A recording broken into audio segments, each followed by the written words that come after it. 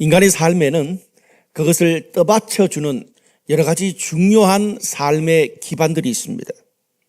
예를 들어 나와 신뢰를 형성하고 있는 그러한 소중한 사람들과의 관계가 그렇고요. 또 가정과 집, 직장과 커리어, 신앙 공동체, 그런 여러 가지 중요한 삶의 기반들이 우리 삶을 떠받치고 있습니다. 이런 삶의 기반들이 잘 갖춰지고 성장하면서 우리의 삶도 풍성해지고 열매를 맺습니다.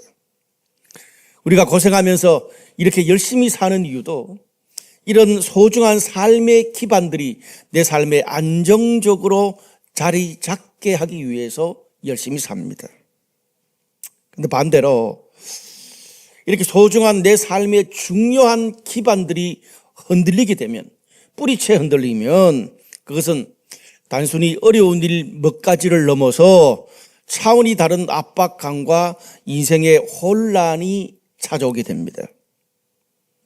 이렇게 큰 일이 아니더라도 작게는 우리가 직장을 옮기고 이사를 가고 아이가 커서 학교만 들어가도 그것이 우리 삶에 적응될 때까지 어느 정도 적응의 시간이 걸립니다. 혼란을 겪어요.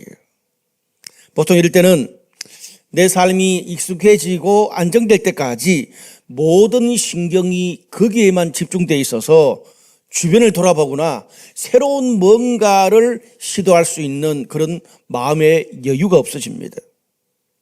이처럼 인간은요, 내가 뭔가를 계획하고 결정하고 내가 정해놓은 길 따라갈 때 안정감을 느낍니다. 그런데 하나님은 다른 것 같아요. 하나님은 전혀 그렇지 않습니다. 내가 가는 길이 어디로 가야 할지, 또 무엇을 해야 할지 전혀 알 수 없고, 때로는 한 번도 본 적이 없는 광야를 갈지라도 성도들이 하나님 한 분만 붙잡고 그분 말씀을 따라서 스텝 바이 스텝 한 걸음 한 걸음씩 따라가는 것을 더 원하십니다. 성경에 보면 구약에 아브라함이 그렇고 이삭, 야곱, 요셉, 모세가 그랬습니다.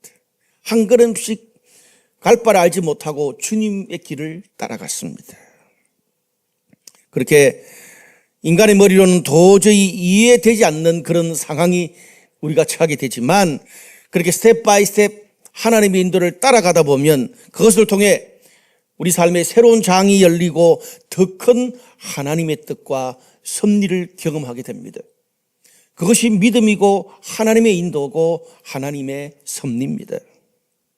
오늘 본문은 그 아름답고 역동적인 초대교회에 박해가 찾아와서 경건한 수많은 사람들이 뿔뿔이 유대와 사마리아와 모든 땅으로 흩어져 가는 아주 아픈 기록을 기록하고 있습니다. 그런데 놀라운 것은 거기서부터 흩어졌는데, 도망갔는데 거기서부터 하나님의 새로운 놀라운 역사, 하나님의 선교가 새롭게 시작되는 장면이 오늘 본문 사도행전 8장입니다. 저는 개인적으로 사도행전 2장이 초대교회가 성령을 경험하는 것이라면 오늘 사도행전 8장은 흩어지는 선교를 경험하는 너무나 분기점이 되는 사도행전 2장과도 같은 그런 아주 굉장히 중요한 장이라고 말할 수 있습니다. 한 두 가지 정도 여러분과 말씀 교훈을 나누겠습니다. 먼저 오늘 첫 번째로 박해 때문에 흩어진 성도들의 모습이 나옵니다. 1절에서 3절까지 말씀 보니까 이런 말씀이 있네요. 그날에 예루살렘에 있는 교회에 큰 박해가 있어 사도 외에는 다 유대와 사마리아 모든 땅으로 흩어지니라. 경건한 사람들이 스데반을 장사하고 위하여 크게 울더라. 사울이 교회를 잡멸할세 각 집에 들어가 남녀를 끌어다가 옥에 넘기니라. 이런 내용이 나와요. 오늘 요약하면 예루살렘에 있는 그런 교회들의 큰 박해가 있었습니다. 그 박해 때문에 영적인 지도자들, 사도들 이외에 대부분의 성도들이 당시 그 주변 지역 전역으로 흩어져 버렸다는 거예요. 참 슬픈 이야기죠. 그 파워풀하고 역동적인 예루살렘 교회 성도들이 다 흩어져 버렸다는 말입니다. 뿐만 아닙니다. 좀 더 개인적인 일도 있습니다. 오늘 이 본문 바로 앞에 제가 얼마 전에 설교했던 사도행전 7장에 보면은 초대교회 평신도 리더십을 대표하는 7 집사들 중에 가장 핵심인 서대반 집사가 돌에 맞아 순교를 당했습니다. 당시에 이 예루살렘 교회 안에 성도들 가운데 서대반 집사를 신앙적으로 존경했던, 신앙의 모델로 따랐던 사람들이 얼마나 많았겠습니까? 교회 안에 그렇게 소중하고 귀한 이런 영적 지도자는 단기간에 나오는 게 아니잖아요. 오랜 시간의 섬김과 헌신과 영성이 쌓여서 나오는 건데, 이 소중한 영적 지도자 한 사람을 잃어버렸는데, 그것도 처참하게 수많은 사람들이 보는 가운데 돌에 맞아 죽어버렸습니다. 오늘 성경에도 보면 당시에 경건한 성도들이 큰 충격을 받고 스데반 집사의 장례를 치른 후에 크게 울었다, 슬퍼했다는 거예요. 너무 충격을 받은 거예요. 근데 이것도 어려운데 어려움이 거기서 끝난 게 아닙니다. 오늘 성경에 보니까 사울이라는 사람이 앞장서서 교회를 잔멸했다 그랬습니다. 쉽게 말하면 완전히 그냥 초토화시켜버렸다는 거예요. 어떻게 초토화시켜버렸느냐? 쉽게 말하면 아마 그 예루살렘 교회를 얼마간 예배 못 드리게 딱 그렇게 만들어 놓고 사울이라는 사람이 성도들의 집에 곳곳에 찾아 들어가서 거기 있는 성도들을 붙잡아 가지고 감옥에 넘겼다 그랬습니다. 그러니까 교회가 그냥 잔멸할 수밖에 없었던 거예요, 성도들이. 그래서 다 두려워서 성도들이 뿔뿔이 흩어졌습니다. 이처럼 오늘 본문의 짧은 이 구절이지만 당시 예루살렘에 있는 초대교회는 개인적으로 가정과 지도자와 전 교회적으로 볼 때 전혀 예상할 수 없었던, 인간의 힘으로는 도저히 통제할 수 없는 그런 너무나 고통스러운 일들이 한순간에 일어났습니다. 교회가 문을 닫을 정도로죠. 당시 상황이 초대교회 성도들한테 얼마나 큰 충격이었을까요? 우리가 지금까지 사도행전 2장부터 시작해서 지금까지 오면서 당시 초대교회 예루살렘 교회의 그 영적인 부흥과 정말 그 신앙의 영향력이 얼마나 강력한지, 며칠 만에 3,000명이 회심하는 정도로 너무나 파워풀한 그런 아름다운 이 예루살렘 교회의 그런 모습이 있는데, 그것이 하루아침에 지금 한순간에 무너져 가는 것을 보고 있는 거예요. 성도들이 굉장히 충격을 받았을 거예요. 왜 하나님은 이것을 보고 가만히 계실까? 얼마나 기도도 하고 원망도 했겠습니까?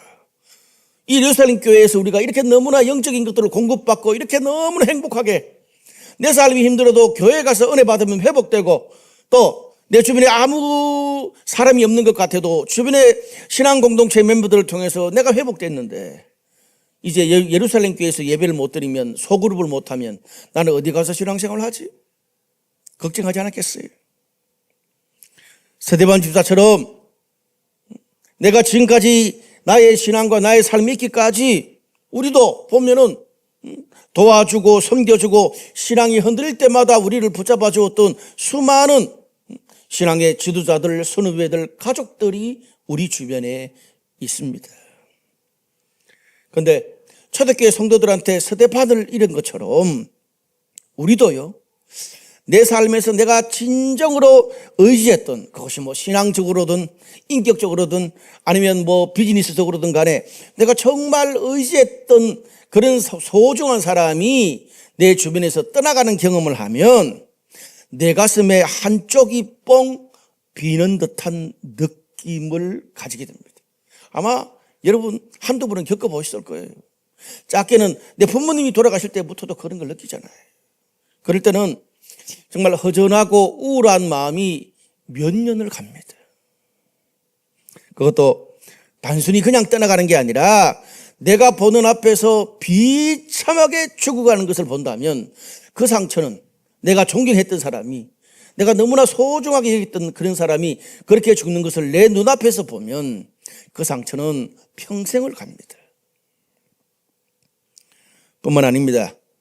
박해자들이 성도들의 집에 찾아 들어가서 감옥에 막 사람들을 붙잡아 넘기는 바람에 많은 성도들이 평생 살아왔던 그런 집과 직장, 커리어를 버려두고 교회마저 버려두고 박해를 피해서 다른 지방으로 도망가서 살았다고 합니다. 오늘 이 본문을 그냥 한 2줄 정도로 요약하면 본문의 이런 초대교회의 상황은 성도들의 삶의 기반이 될 수 있는 그런 가정, 직장, 교회 그런 모든 것을 한순간에 잃어버리게 된 충격적인 사건이 오늘 지금 나한테 우리 가정에 우리 교회에 닥친 거예요. 그런데 오늘 이 짧은 구절에 나오는 이런 그 박해 상황은 사실 전쟁 수준이 아니면 겪기 힘들 정도로 혹독한 상황을 지금 초대교회 성도들이 겪고 있는 겁니다. 단순히 흩어졌다 정도가 아니에요. 제가 이 흩어졌다, 전 지역으로 흩어졌다는 그 속에 있는 이 상황을 역사적으로 좀 자세하게 여러분들한테 설명한 거예요. 아무리 믿음이 좋은 사람이라도 나에게 이런 일이, 나의 가정에 우리 교회에 이런 일이 있다면 내 목숨을 보존하는 것 외에 다른 것을 생각할 수가 없을 것 같아요. 만약에 어디로 피해서 도망을 갔는데 거기서 또 박해자들이 안 오라는 법이 없잖아요. 박해자가 나타나서 또 사람들을 붙잡아 막 넘기려고 그러면 다시 또 야밤 도주를 계속해야 되는 거예요. 이런 상황이 반복되는 것입니다. 이렇게 우리가 안정성 없이 쫓겨다니고 피해 다니는 것만큼 불안한 삶이 없습니다. 언제 어떻게 될지 모르는 미래의 불확실함이 인간에게는 가장 고통스럽습니다. 지금 내가 좀 힘들게 살고 고생하고 어려워도 이렇게 고생 좀 하면 미래에 뭔가 길이 보일 것 같으면 그래도 기꺼이 견뎌낼 수 있습니다. 그런데 아무리 열심히 하고 최선을 다해도 고생해도 미래가 보이지 않는다는 생각을 하게 되면 사람들이 금방 낙심하고 포기하게 돼요. 그래서 여러분, 우리 인간의 믿음이라는 게 안정적인 삶의 환경에서는 잘 드러나지 않습니다. 나도 어지간한 돈 좀 있고 어지간한 그냥 커리어 좀 있고 어지간한 안정적인 삶의 환경이면 누구나 다 여유 있게 살아갈 수 있습니다. 그런데 오늘 본문에 나오는 것처럼 내가 통제할 수 없을 정도로 우리의 삶의 가장 중요한 기반들이 흔들리게 되고요. 또 불안정하게 이리저리 쫓겨다니게 되면 내 믿음의 진정성이 그때야 드러납니다. 그런데 그때 하나님을 붙드는 내 믿음도 가장 소중하고 성장해요. 아멘. 여러분, 오늘 본문을 보면서 우리가 이렇게 극단적인 상황까지 우리 성도들이 처해 있는 건 아니에요. 그러나 여기 있는 모든 분들이 각자 나름대로 그런 한두 가지는 또 이런 상황에 처할 수 있습니다.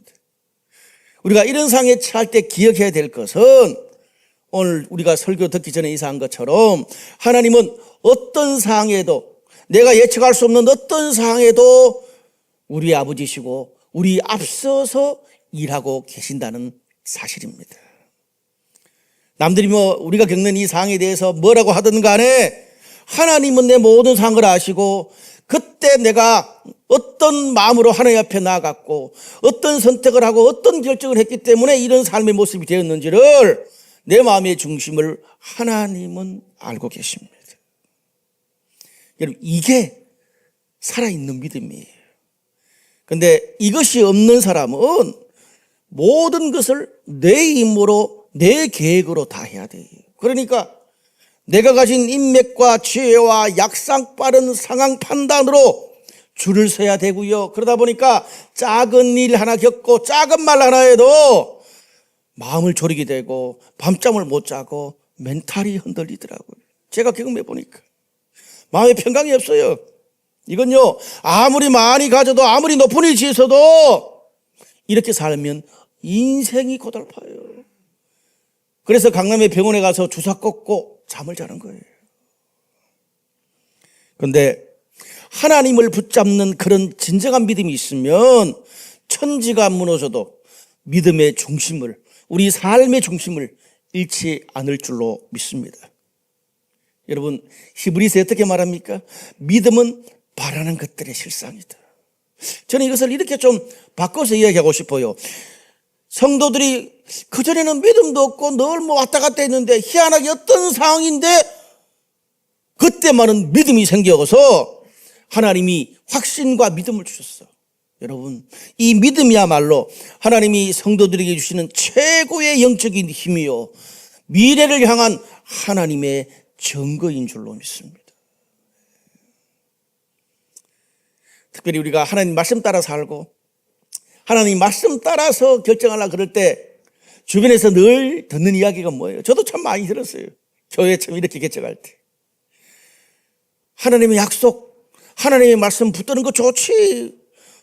우리도 과거에 한두 번 들어봤어. 그런데 그것을 당신처럼 곧대로 받아들이는 사람이 어디 있어? 그렇게 살다가 깡통 차는 사람이 얼마나 많은데 그렇게 믿음으로만 살다가 되는 사람 주변에 봤어? 꼭 그렇게까지 해야 돼? 여러분, 그런 말씀 들어보셨어요? 한두 번 들어봤다면 나름대로 내 믿음을 살아있는 믿음으로 좀 고민해 봤다는 이야기입니다. 여러분, 오늘 성경에 왜 얼토당토하는 이런 이야기가 기록되어 있을까요? 마찬가지예요. 우리도 오늘 그렇게 흩어졌던 초대교회 성도들처럼 우리도 평생 읽어왔던 삶의 기반이 흔들리는 도전에 직면할 때, 불안할 때 하나님이 여전히 우리 삶을 붙들고 계시고 어떻게 이끄시는지를 흩어진 초대교회 성도들을 통해서 하나님께서 우리들에게 증거를 주시는 것입니다. 하나님 뜻이라는 게 우리 눈에 보이지 않고 하나님의 섭리라는 게 당장 우리 손에 붙잡을 수 없지만 우리가 눈에 보이지 않는다고 하나님의 뜻을 섣불리 의심하거나 인간의 지혜로 판단해서도 안 됩니다. 여러분, 출애굽기에 제가 출애굽기에 가장 좋아하는 말 중에 반복적으로 나온 말 중에 하나가 뭡니까? 하나님이 홍해를 건너려고 하는 이스라엘 백성들한테, 그리고 여러 가지 어려운 일을 당할 때마다 하나님께서 뭐라고 하세요? 이스라엘 백성들한테 막 발을 동동거리고 어떻게 될지 몰라가지고 막 하나님을 원망할 때 너희는 가만히 있어. 오늘 하나님이 너희에게 어떻게 하시는지를 지켜봐라. 그러잖아요. 여러분, 이 말이 그냥 지나가는 말이지만 이 말을 내 그런 혹독한 나의 삶에서, 불안한 삶에서 이 말에 살아계심을 내가 직접 경험하고 나면 이 말이 얼마나 파워풀한지. 너희는 가만히 있어. 오늘 하나님이 너희 삶에 어떻게 일하시는지를 보라. 오늘 그런 믿음이 여러분의 믿음이 되기를 주님의 이름으로 축복합니다. 두 번째로, 흩어진 성도들을 통해 일어난 선교입니다. 오늘 본문 1절에서 3절까지 말씀은 초대교회 성도들에게 찾아온 삶의 모든 기반이 지금 위협받는 시련을 기록하고 있잖아요. 뭐 전천으로 위협받잖아요. 가정도, 직장도, 집도, 교회도, 그냥 모든 것을 잃어버리고 흩어진 그들의 삶에 어떤 반전이 일어날 수 있을까 의문이 들 정도입니다. 그런데 오늘 4절에서 8절까지는 그 흩어진 성도들을 통해서 하나님이 일하신 놀라운 사건, 너무나 놀라운 선교의 기록을 전해주고 있습니다. 4절에서 8절 요약하니까 이런 말씀이 있어요. 그 흩어진 사람들이 두루 다니며 복음의 말씀을 전할세 빌립이 사마리아 성에 내려가 그리스도를 전파하니 무리가 빌립의 말도 듣고 행하는 표적도 보고 한 마음으로 그가 하는 말을 따르더라. 많은 사람에게 붙었던 더러운 귀신들이 나가고 많은 중풍병자와 못 걷는 사람이 나으니 그 성에 큰 기쁨이 있더라. 요약하면 이런 말씀이 나와요. 거기서 그렇게 도망가고 흩어졌다는 게 도망간 거 아니에요? 그 도망가서 흩어진 성도들이 했던 일이 뭡니까? 두루 다니면서 복음도 전하고 하나님 말씀도 전하고 나누었어요. 또 그중에 평신도 지도자 중에 하나인 빌립 집사는 사마리아 성에 가가지고 말씀도 전했고 또 여러 삶으로 본을 보여주면서 특별히 귀신 들린 많은 사람들을 쫓아내주고 그리고 중풍병자도 많이 낫게 해줬어요. 그렇게 사마리아 성에서 기사와 표적을 행하니까 많은 사람들이 따랐다 그랬습니다. 중요한 것은 중요한 말씀이에요. 어떻게? 그 성에 큰 기쁨이 있었다. 그 성이 어디예요? 사마리아 성이에요. 사마리아 성에 큰 기쁨이 있었다라는 말이에요. 굉장히 이 말은 중요한 말씀입니다. 근데 여러분 생각해 보세요. 그거는 뭐 목회자나 선교사님들이나 대단하다 그러지. 여러분 똑같은 성도인 여러분이 볼 때 언뜻 보면 어떤 생각이 듭니까? 지금 자기 삶의 형편도 죽을 지경인데 삶의 중요한 기반들이 다 날아가고 지금 쫓겨다니는 시세인데 뭐 여기까지 와서 오지랖 넓게 다른 사람의 어려운 걸 돕고 신경 쓴다고 됐네 이 사람 하나 너나 잘 살게. 그런 생각 들지 않겠어요? 그게 자연스러운 성도라면 자연스러운 생각이에요. 근데 물론 그것도 있죠. 근데 여기에 놀라운 하나님의 반전이 있습니다. 자, 여러분, 흩어진 사람들이 또 여러 곳에 사마리아 성에 들어가서 또 빌립이 한 일을 보면 어떻습니까? 그들이 예루살렘 교회에서 늘 하던 일 했어요. 예루살렘 교회에서 늘 셀 모임 했잖아요. 말씀 나누고 서로 도와주고 뭐 그거 했어요. 그리고 또 말씀 사역, 치유 사역 같이 기도하고 귀신 쫓고 도망간 그곳에서도 그들이 예루살렘 교회에서 했던 그런 신앙생활 뭐 여전히 먹고 놀고 뭐 가서 또 떡볶이 모임도 하고 뭐 그런 것처럼 했겠죠.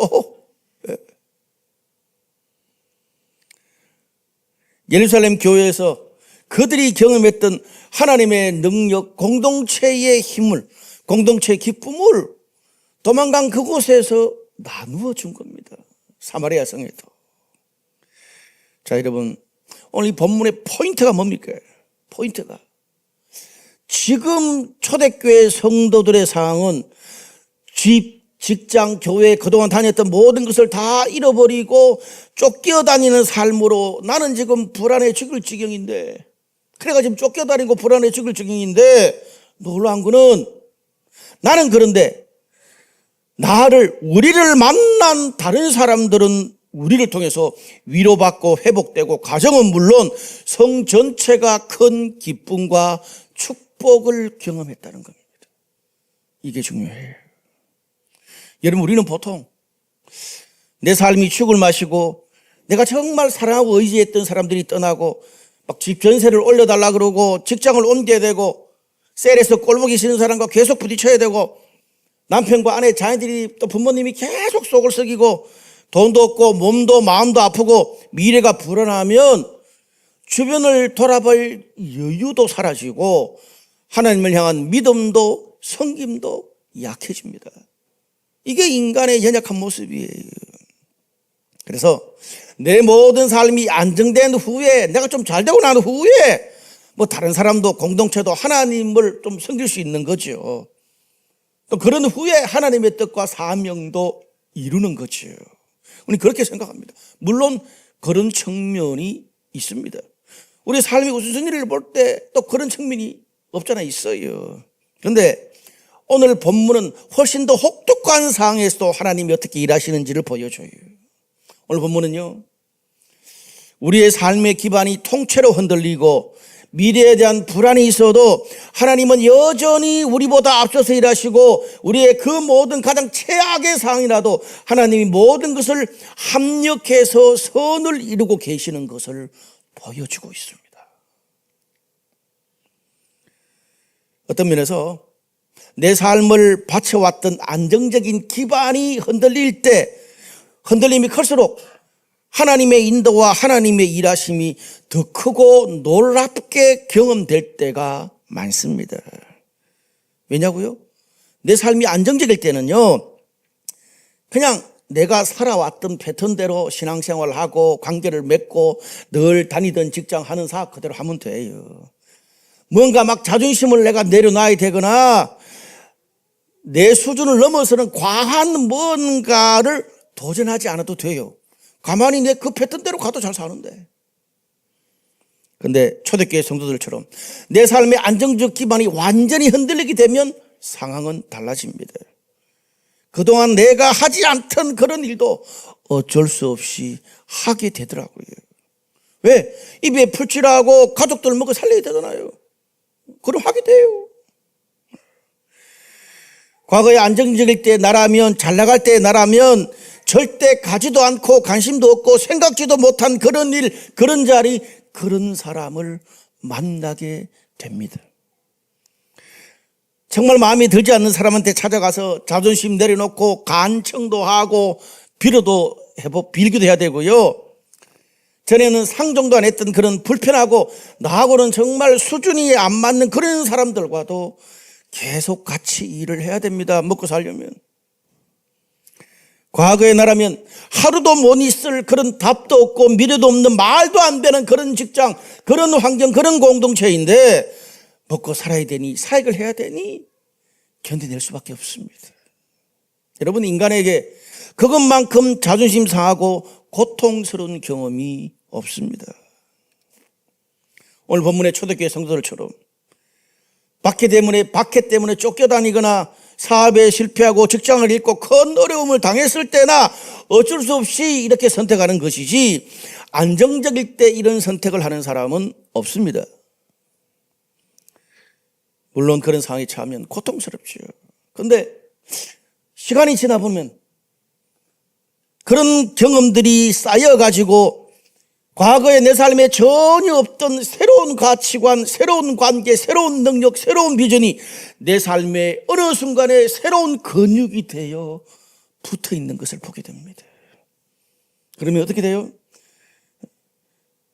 그것을 통해서 이전에는 상상할 수 없는 새로운 하나님의 일하심, 새로운 장이 내 삶의 비전으로, 현실로 열리게 되는 것입니다. 축복입니다. 네. 혹시 우리 가운데 내 삶의 안정적인 기반에 이 흔들리는 도전을 받고 미래에 대한 불안으로 내가 전혀 생각하지도 못하는 길로 접어들 수밖에 없는 그런 상황에 처해 있는 그런 분들이 계십니까? 불안해하지 마십시오. 하나님께서 그것을 통해 더 크고 새로운 일을 하실 것을 믿으십시오. 목사님, 얼토당토하는 그런 뜬구름 잡소리를 하십니까? 아니에요. 오늘 보면 뒤를 계속 보자고요. 여러분, 사도행전에 나오는 초대교회의 역동적인 모습은 지상에서 어떤 교회에도 없는 가장 아름답고 멋있는 이상적 교회입니다. 여러분이 만약에 그런 이상적인 교회에 출석하면서 또 그 예루살렘 주변에서 안정적으로 살고 있는 성도라면 애써 그것을 떠나고 싶겠습니까? 안 떠납니다, 저라도. 근데 박해 때문에 어쩔 수 없이 떠날 수밖에 없는 거예요. 박해 때문에 떠나고 흩어지니까 어쩔 수 없이 도망가고 숨고 하다 보니까 사마리아 땅에도 들어갈 수밖에 없는 겁니다. 거기 가서 복음을 전하고 결국 그 성에 큰 기쁨을 가져다 주었습니다. 어떻게 해요? 그렇게 내 삶에 한 번도 가보지 못했던 경계를 하나님께서 박해를 통해서 강제로 경험시켜 준 거예요. 여러분, 왜 제가 이들이 박해 때문에 한 번도 가보지 못한 경계를 지금 넘어서게 됐냐, 강제로. 유대인과 사마리아인들은요, 붙어 있는 곳에 살지만 2000년 이상을 원수처럼 지냈습니다. 유대인들이요, 사마리아 땅을 이렇게 가로지르면 금방 갈 수 있는 한 5시간 만에 갈 수 있는 것도 사마리아인들을 상종하지 않고 그 땅 밟는 것도 부정탄다 그래가지고 며칠을 돌아서 갈 정도로 유대인들은 사마리아인들과 상종을 안 했습니다. 여러분, 그런 곳에 유대인들이 복음을 들고 갈까요? 선교사를 보낼까요? 거기에 교회를 개척할까요? 아니에요. 예루살렘 교회에 아무리 폭발적인 부흥이 있어도, 가장 아름다운 이상적인 교회라도 그냥 유대인들끼리 그들만의 리그가 될 수밖에 없는 교회가 예루살렘 교회였습니다. 그들이 원수지만 하나님의 그 사랑과 하나님의 그 선교에 대한 그 마음을 알고 그렇게 성령의 놀라운 그 폭발적인 그 강림을 경험했으면서도 사마리아 땅에 선교하면 되는데 그걸 안 했어요. 그러니까 어떻게 해요? 박해 때문에 흩어진 사람들을 통해서 하나님이 직접 강제로 선교하신 거예요. 하나님이 선교한 거예요. 교회에서, 예루살렘 교회가 선교한 게 아니고 하나님이 박해로 흩어진 사람들을 통해서 하나님이 원수의 땅에 선교하신 거예요. 지금까지 예루살렘 교회가 자기들끼리 은혜 받고 축복받고 그렇게 모이기만 했던 교회였다면 사도행전 8장을 통해서 하나님께서 흩어진 성도들을 통해서 사마리아 땅과 온 세상에 하나님의 선교를 보여주시는 것을 오늘 이 고통스러운 흩어진 성도들을 통해서 그 새로운 일을 시작하셨습니다. 그래서요, 사도행전 8장 흩어진 이 성도들의 이 선교 이후로 사도행전은 흩어지는 교회, 이 교회가 유대인들을 넘어서서 사마리아인, 이방인, 전 세계로 유럽으로 어떻게 바울을 통해서 선교하는지를 보여주게 돼요. 초점이 완전 달라지는 거예요. 그러니까 우리가 사도행전을 볼 때 모이는 교회로서의 사도행전 2장하고 정말 흩어짐의 이 사도행전 8장을 같이 가져가야 돼요. 말씀의 결론을 맺을게요. 오늘 본문에 흩어진 성도들로 통해서 사마리아 성에 큰 기쁨이 있었다 그랬어요. 여러분, 이 본문이요, 나 자신에게 모든 포커스가 맞춰져 있으면 해석이 안 됩니다. 뭐 그게 특별할까? 저도 오랫동안 그랬어요. 무슨 말입니까? 사마리아 성에 큰 기쁨이 있었겠네. 머리로는 알지만 그게 감동이 안 되는 거예요. 내가 반응이 안 되는 거예요. 왜 그럴까요?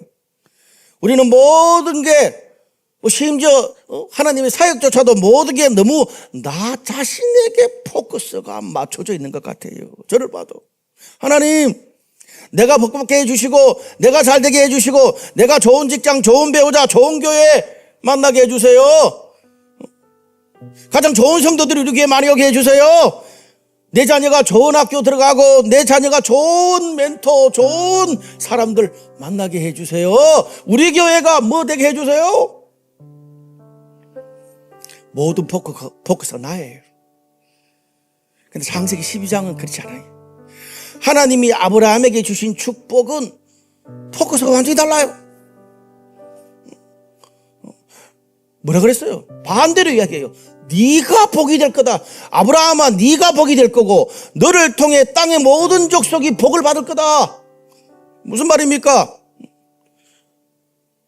너를 통해 다른 사람이 복 받을 거다. 너를 만나는 사람이 복 받을 거다, 그 말입니다. 우리는 모든 게 내가 복 받게 해주세요, 내가 잘되게 해주세요인데 하나님은 왜 우리를 구원시키고 부르셨나? 너를 통해서 수많은 사람이 복 받고 너를 만나는 모든 사람이 잘되게, 그 축복 때문에 내가 너를 불렀다라는 거죠.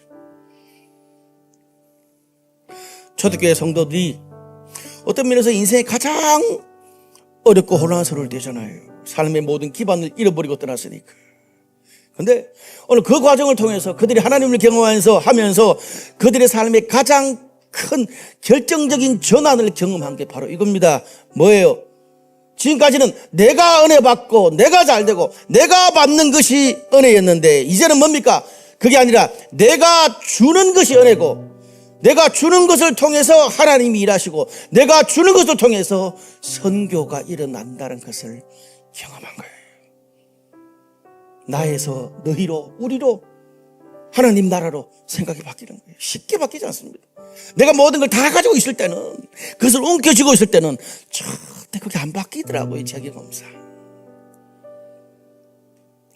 그들이 그동안 모든 것이 나 자신에게만 갇혀있던 삶에서 나로 인해서 타인이, 다른 공동체가 축복받는, 심지어 사마리아에 있는 원수들도 축복받는 것을 경험하게 된 것입니다. 또 하나, 오늘 본문 초반에 그들이 그동안 의지했던 서대반 집사가 돌 맞아 죽어서 사라져서 그들의 삶에 없어져서 얼마나 슬퍼했습니까? 근데 그들이 흩어져서 선교하면서 어떻게 해요? 이제는 내가 누군가에게 서대반이 되어주는 그런 경험을 하게 된 거예요. 생각이 달라진 거예요. 내가 누군가에게 서대반이 되어주고 내가 누군가에게 좋은 아버지가 되어주고 내가 누군가에게 좋은 지도자가 되어주고 내가 누군가에게 정말 작은 것이라도 영향을 끼치는 사람이 되어주는 것으로 그들의 삶이 바뀐 거예요. 그렇게 마지막으로는 내가 도망쳐가는 곳에서라도 나의 삶을 통해서 하나님이 일하시는 선교가 일어나는구나. 한마디로 내 신앙의 근본이 깨지는 경험을 한 거죠.